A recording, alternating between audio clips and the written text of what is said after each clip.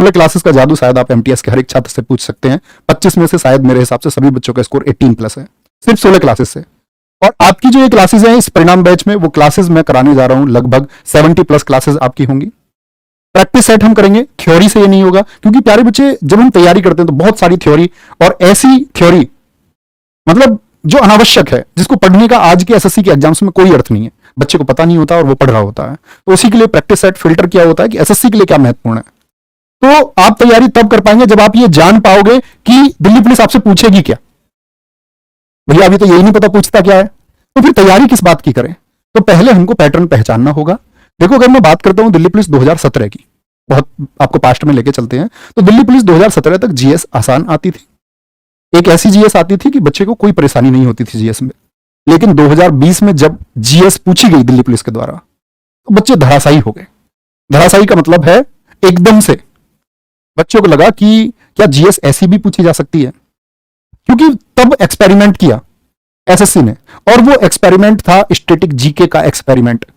Current affairs 2017 में बहुत पूछा गया था। 2017 में तो तुम समझो 20-20, 22-22 क्वेश्चन 50 में से पूछे गए। तो आज हम बात करने वाले दिल्ली पुलिस और आरपीएफ दोनों के बारे में आपको गाइड करना चाहता हूं। तो सबसे पहले मैं आपको समझा दूं बच्चे, ताकि आप ये समझ पाओ कि कौन सा सब्जेक्ट आपके लिए महत्वपूर्ण है, और वो गाइड मैं आपको करता रहूंगा। दिल्ली पुलिस 2020 क्वेश्चन रेशियो पर सब्जेक्ट्स, मतलब 2020 में जब दिल्ली पुलिस ने एग्जाम लिया, साथ में आरपीएफ की बात भी हम करेंगे, आरपीएफ में क्या रेशियो रहता है। तो ये आप स्क्रीनशॉट लेके रख सकते हैं, कभी आपको पीडीएफ मिले तो आप मैच कर सकते हैं। ये डेटा मैंने बहुत देर में तैयार किया है, ठीक है, 1+1+ लिख लिख के ऐसे बड़े ध्यान से सारी पीडीएफ पढ़ी है।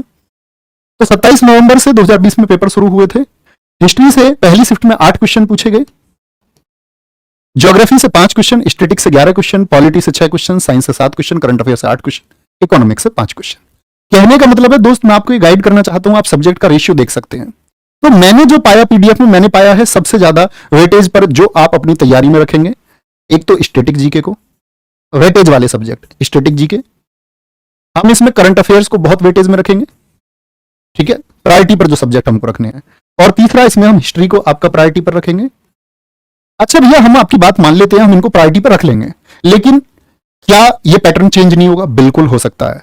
हो सकता है कि ये जो स्टैटिक के क्वेश्चन हैं आपको इसकी जगह इकोनॉमिक्स देखने को मिले, लेकिन हम इकोनॉमिक्स को कमजोर नहीं छोड़ेंगे। मैं कह रहा हूं कि आपको इनको प्रायोरिटी पर रखना है, मैं ये बिल्कुल नहीं कह रहा हूं कि आपको साइंस को कम पढ़ना है। हम बराबर मेहनत करेंगे दोस्त, हम सब करें और ये समझाएं, मुझ तक अपनी बात पहुंचाएं कि मेरी बात आप समझ पा रहे हैं, क्या मैं आपको समझाने का प्रयास कर रहा हूं। आप स्क्रीनशॉट ले सकते हैं ताकि आप लोगों को ये पता रहे कि क्या रेशियो है। हिस्ट्री आप देख सकते हैं, मैं एक एवरेज बना सकता हूं हिस्ट्री का, 8 से 10 क्वेश्चन का एवरेज है हर शिफ्ट में। ज्योग्राफी का प्यारे बच्चे 5 से 6 क्वेश्चन का एवरेज है हर पूरे एग्जाम की बात हम कर रहे हैं। स्टैटिक की अगर हम बात करते हैं बच्चे, एक एवरेज हम इसका रखेंगे 15 क्वेश्चन के आसपास का, ठीक है, एक तिहाई 50 क्वेश्चन में से, बहुत बड़ी बात होती है।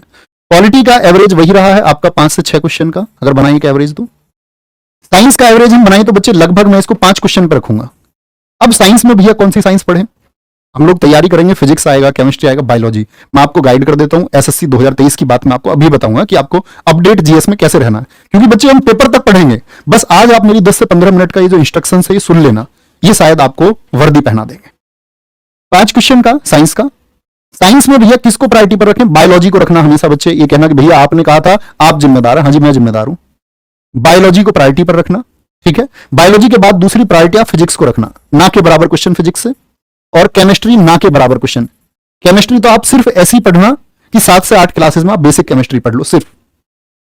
करंट अफेयर्स का बच्चे मैं रखूंगा इसमें एक 7 से 8 क्वेश्चन तक का, ठीक है। और इकोनॉमिक्स का आपका हम रखेंगे 4 से 6 क्वेश्चन का। ये एक ऑन एंड एवरेज है, कोई क्वेश्चन कम या ज्यादा हो सकता है। और शिफ्ट वाइज आप आगे भी देख सकते हैं, ठीक है। ये आपका 3 दिसंबर को हुआ, 3 दिसंबर के बाद सीधे दिल्ली पुलिस का पेपर 7 दिसंबर को हुआ था। Static 18, 17, 21, 13, current affair 7, 6, 5, 7, history 8, 10, 7, 8, geography 4, 3, 5, 7, 6। 8 दिसंबर 9 दिसंबर की शिफ्ट है, सब्जेक्ट वाइज यहां पर मैंने आपको दिखा दिया है। इसके बाद में दोस्त आपका शिफ्ट वाइज 10 दिसंबर और 11 दिसंबर का है, जो 2020 में क्वेश्चन पूछे गए, ठीक है। और ये मेहनत सिर्फ और सिर्फ आप लोगों के लिए की गई है, ताकि आपका ये माइंडसेट बन पाए कि मुझे कहां ज्यादा फोकस करना है। क्योंकि बहुत सारे बच्चे अनयूजुअल चीजों को पढ़ रहे होते हैं। ऐसी बहुत सारी किताबें मार्केट में है जिनको बच्चा पढ़ के और बाद में एग्जाम हॉल से निकल के बोलता है कि क्वेश्चन नहीं कर पाया। तो बच्चे आपको उस कंटेंट पे फोकस करने की जरूरत है, आप चाहे जहां कहीं से पढ़ें। बुक्स की बात रहेगी, ऐसा नहीं है कि आरडब्ल्यू पर आप पढ़ेंगे तो पहली बात तो आपको जरूरत नहीं होगी किसी किताब की, है ना। और अगर जरूरत होगी तो अच्छी किताबों के बारे में मैं आपको, जो मार्केट में, ऐसा नहीं हमारी और भी किसी की किताबें, मैं आपको गाइड करता रहूंगा, जो आपका समय भी बचाएंगी और आपको मंजिल तक पहुंचाएंगी। 14 दिसंबर, 15 दिसंबर, ठीक है, और ये 16 दिसंबर को लास्ट पेपर हुआ था। तो दिल्ली पुलिस का समझ में आया, एक बार थम्स अप करें। अब प्यारे बच्चे, मैं अगर बात करता हूं रेलवे प्रोटेक्शन फोर्स की, आरपीएफ की बात मैं आपसे करता हूं कि आरपीएफ में भी कितने क्वेश्चन पूछे जाते हैं। अच्छी बात है कि 50 क्वेश्चन भी आरपीएफ में ही पूछे जाएंगे। दिल्ली पुलिस में भी 50 क्वेश्चन, आरपीएफ में भी 50 क्वेश्चन। तो आरपीएफ की सबसे बड़ी बात है, जब भी आरपीएफ का पेपर हुआ है तो बच्चे इसका सब्जेक्ट का रेशियो नहीं बदलता है। सब्जेक्ट का रेशियो नहीं बदलता तो क्या मतलब? अब बात आती है, जैसे मैं आपको बता देता हूं इसमें आरपीएफ में लास्ट ईयर से मतलब लास्ट एग्जाम में किस तरह से 18 वाली भर्ती में, तो साइंस के 8 क्वेश्चन पूछे गए थे। ज्योग्राफी से भी प्यारे बच्चे 8 ही क्वेश्चन पूछे गए, लगभग हर शिफ्ट में, किसी में 7 तो किसी में 9, एक एवरेज बता रहा हूं मैं आपको। हिस्ट्री से 7 क्वेश्चन पूछे गए, 7 questions asked from history. Statics से बच्चे इसमें क्वेश्चन पूछे गए थे आपका 9 क्वेश्चन, ठीक है, एक डेटा मैंने बनाया है। इकोनॉमिक्स से प्यारे बच्चे जो क्वेश्चन पूछे गए आपका, इकोनॉमिक्स से क्वेश्चन पूछे गए, सॉरी मैं एक बार 8 8 16 7 23 9 32 32 10 42 8 क्वेश्चन, इकोनॉमिक्स से 8 क्वेश्चन पूछे गए, और आपका पॉलिटी से 10 क्वेश्चन पूछे गए। यानी अगर आप देखोगे हर एक प्यारे बच्चे सब्जेक्ट को, तो आरपीएफ में कहेंगे पॉलिटी का दबदबा रहा है। पॉलिटी, ज्योग्राफी, इकोनॉमिक्स, या हम कहीं सारे सब्जेक्ट, ये किसी एक शिफ्ट का नहीं है, ये एक प्यारे बच्चे मैंने बैलेंस करके निकाला है कि क्या औसत रहा है। तो बात समझ में आई कि हमको किसी एक सब्जेक्ट को कम या किसी एक सब्जेक्ट को आरपीएफ के लिए तो समझना है नहीं कि इसकी ज्यादा तैयारी करनी है, इसकी कम। आरपीएफ के लिए बराबर वेटेज रखें। दिल्ली पुलिस का मैं आपको समझा चुका किस सब्जेक्ट का वेटेज रखें। अब आती है भैया, पहली बात आती है नोट्स कैसे बनाएं, बच्चों के दिमाग की बात। नोट्स पीडीएफ कैसे बनाएं? देखो, नोट्स और पीडीएफ के लिए बच्चे मैं आपको 2 चीजें सजेस्ट करता हूं। नोट्स हमेशा क्लास से सेल्फ नोट्स बनाएं और शॉर्ट नोट्स बनाएं जो आप समझ पाएं। बहुत ज्यादा सजाने की आवश्यकता नहीं है कि आप सजा रहे हैं, क्योंकि सजाया हुआ शायद काम नहीं आएगा। जो आपके यहां पर स्थिर हो जाएगा, इस दिमाग से जो आप सीख जाएंगे, जो यहां से आप रिवीजन कर लेंगे, वो सबसे बेहतरीन है। तो पीडीएफ आपको मिलेगी नो डाउट। नोट्स आप अपने बनाए। मैं कहता हूं अगर मेरी बात फॉलो करें तो अपने शॉर्ट नोट्स बनाना, जो आप बहुत अच्छी तरह से जानते हैं कि मैं गलत नहीं कर सकता, उसको नोट्स में ना लिखें। जो आपके लिए नया है वो नोट्स में ऐड करते रहें। तीसरी चीज कि भैया ये जो प्रैक्टिस सेट है ये दिल्ली पुलिस के लिए और आरपीएफ के लिए है। क्या हम किसी और एग्जाम के लिए, मान के चलो हम सीजीएल की तैयारी कर रहे हैं या एसएससी के किसी भी एग्जाम की तैयारी आप कर रहे हैं, या कोई भी स्टेट का एग्जाम है जो 1 डे एग्जाम है, उसकी तैयारी हम कर रहे हैं, तो भैया क्या इस प्रैक्टिस सेट से हम जुड़ सकते हैं? भाई जुड़ के देखो। ये सब के लिए कहीं ऐसा नहीं होता कि दिल्ली पुलिस एक विशेष जीएस पूछेगी तो सीएचएसएल एक विशेष जीएस पूछेगा। ये इतने कंफ्यूजन क्लियर हुए। चौथी चीज, बच्चे कहेंगे भैया जीएस कैसे याद रखें, जीएस कैसे याद रखें? ये बच्चों को ऐसे लगता है। देखो, मैं एक बात कहता हूं आपसे हमेशा, याद रखने के लिए आप कभी जाना किसी कैप्सूल या किसी मेडिसिन के लिए मेडिकल स्टोर पर, आप बोलना भैया जीएस को याद करने की एक दवाई दे दो। हो सकता है आपको वो रिवाइटल वगैरह पकड़ा दे। दुनिया में इस तरह के बहुत सारे एड्स है जो कहे दिमाग तेज कर दे, दरअसल में ऐसा कुछ होता नहीं। सिर्फ और सिर्फ एक तरीका है बच्चे, वो है आपकी एक सही अप्रोच कंटेंट पर, यानी कि हमको कंटेंट सही मिलना चाहिए और हमारा रिवीजन कितना है, रिवीजन हमारा कितना बेहतर है। जैसे मैं कहता हूं बच्चों से हमेशा, आप अपने उस दोस्त को बहुत दूर से पहचान सकते हैं जाते हुए भी, जो आपको रोज मिलता है। आप दूर से पहचान लोगे कि वो मेरा दोस्त है। लेकिन एक ऐसा आदमी जो आपको कई सालों से नहीं मिला, आपको उसको दूर से नहीं पहचान सकते, क्योंकि आप उसको देखते नहीं है। हम उसको सबसे ज्यादा जल्दी से पहचान पाते हैं। हमारे दिमाग में सबसे ज्यादा इमेज उसकी बन पाती है जो हमारे सामने ज्यादा होता है। जैसे हम अपनी सिस्टर, भाई, मम्मी, पापा, किसी को भी पहचान सकते हैं दूर से भी। यही जीएस का फंडा है। मतलब देखोगे कितना, जितना ज्यादा रिवीजन करोगे। और बोलते हैं किसी चीज का आपने अगर 2 से 3 बार रिवीजन किया है तो वो चीज स्थायी हो जाती है, इस मेमोरी में हमेशा के लिए हो जाती है। मल्टीपल कहते हैं कि माइंड की मेमोरी मल्टीपल में काम करती है। 5वीं चीज आती है जो मैं बच्चों को हमेशा स्पेशल बताता हूं, स्कैन टेक्निक की कोशिश करता हूं कि ये जीएस को याद करने का एक शानदार तरीका, एड ऑन या बोनस आपके लिए हो सकता है। कैसे भैया? ये स्कैन टेक्निक क्या है? मैं बच्चों से ये कहता हूं कि मैं आपको बच्चे कुछ नोट्स प्रोवाइड करूंगा। मेरा काम है आपको कंटेंट देने का। मैंने आपको कंटेंट दे दिया एक बहुत अच्छा, और पेपर वहीं से आएगा, नो डाउट। कुछ चीजें अलग हो सकती हैं, 50 में से हो सकता है कोई 8 7 10 क्वेश्चन अलग हो सकते हैं। लेकिन क्या भैया आप ये श्योरिटी दे सकते हैं कि 50 में से 40 क्वेश्चन आप दिलवाएंगे हमको? हाँ, मैं श्योरिटी देता हूं। आप मेरे हाथ से कलम छीन लेना अगर ये क्वेश्चन मैं तुमको ना दिला पाऊं। दूसरी चीज स्कैन टेक्निक क्या है? एक पेज पे नोट्स आपने बनाए, नोट्स आप लिख रहे हैं, और नोट्स लिखने के बाद में बहुत अच्छे से एक बार पढ़ें, रीड आउट करें, आंखें बंद करें और ये बोलने का प्रयास करें। जो भी आपने क्वेश्चन को पढ़ा उसका कुछ डेटा हमने पढ़ा, आंखें बंद करें और उस डेटा को बोलने का प्रयास करें। जैसे मैं बोल दूं आपसे कि सितार बजाने वाले निखिल बनर्जी हैं, बंदे हसन है, रविशंकर हैं, तो ये क्या काम करेगा, ये चीज स्थायी हो जाएगी। आंख बंद करके अगर तुमने बोल दिया तो स्थायी है, भूल के दिखा देना और इसको इस्तेमाल करना। जो बोले जो लिखे उसको आंख बंद करके, जिस दिन तुमने पूरा पेज बोल दिया ना, वो हमेशा के लिए लर्न हो गया। और मुझे बताना कि भैया हमने याद किया था और याद करने के बाद काम नहीं आया, ऐसा हो नहीं सकता। मेरी बातें समझ में आई? तो बहुत देर बातें हो गई और एक लास्ट टॉपिक पे बात कर लेते हैं। एसएससी का जीएस को लेकर के क्या मूड है? एसएससी का मूड जीएस को लेकर कैसा है? गरम है कि नरम है? जैसे इतिहास में आप पढ़ते हैं नरम दल और गरम दल, तो आप लोग क्या समझते होंगे एसएससी का मूड कैसा है? एसएससी के मूड की मैं बात करता हूं जब से एसएससी ने जीएस को टफ बनाया। 2019 से बात करेंगे, 2019, 2020, 2021, 2022। समझना आप तुम मेरी। एसएससी का मूड गरम, एसएससी का मूड गरम, एसएससी का मूड एक्सट्रीमली हॉट, मतलब इसको बोलते हैं टू मच गरम। टू मच गरम का मतलब समझ रहे हो कि सबसे टफ जीएस एसएससी ने अपने किसी फॉर्मेट में पूछी। मैं सभी की बात कर रहा हूं, एमटीएस क्योंकि दिल्ली पुलिस तो हर साल होता नहीं, सीएचएसएल, ठीक है, सीपीओ और सीजीएल। अब इस दौरान एसएससी के जिसने भी बच्चे ने पेपर दिए वो खफा है एसएससी से।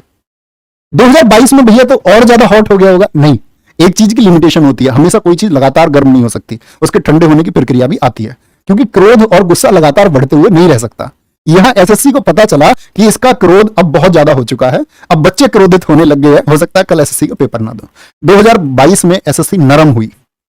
नरम, नरम का मतलब सीएचएसएल बहुत ज्यादा नरम हुई, नरम बोल रहा हूं मैं सिर्फ। लेकिन जैसे जैसे साल का एंड आया, मतलब 2022 के अगर मैं बात करूं, जो इन्होंने आपका अक्टूबर से दिसंबर में एग्जाम कराया, जैसे सीजीएल 2022 कराया इन्होंने दिसंबर में, तो क्वेश्चन ऐसे हो गए कि बच्चे पढ़े तो क्वेश्चन कर पाए, ठीक है।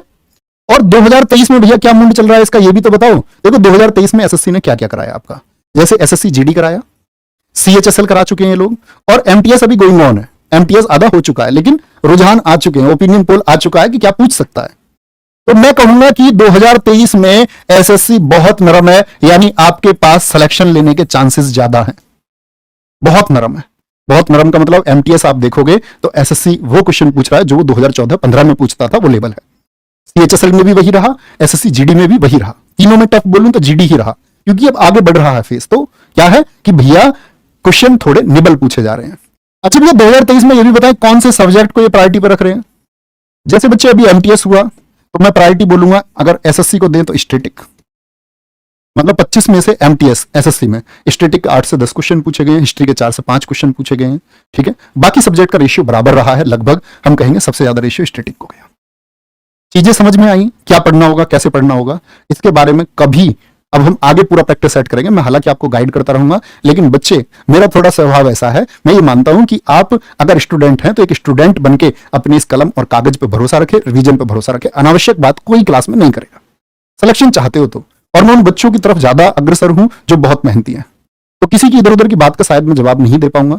ये उम्मीद करूंगा तुमसे, आप भी क्लास की जो मर्यादा है, डिग्निटी है, उसको बनाएंगे और एक सिंसियर छात्र अपने सपनों के साथ में। पेपर से मैंने पहले कहा है हमेशा, अभी कि आप तैयारी कर रहे हैं और आप पेपर से पहले ही बोले अभी पेपर वाकिफ नहीं है, वाकिफ नहीं है हमारी उड़ान से।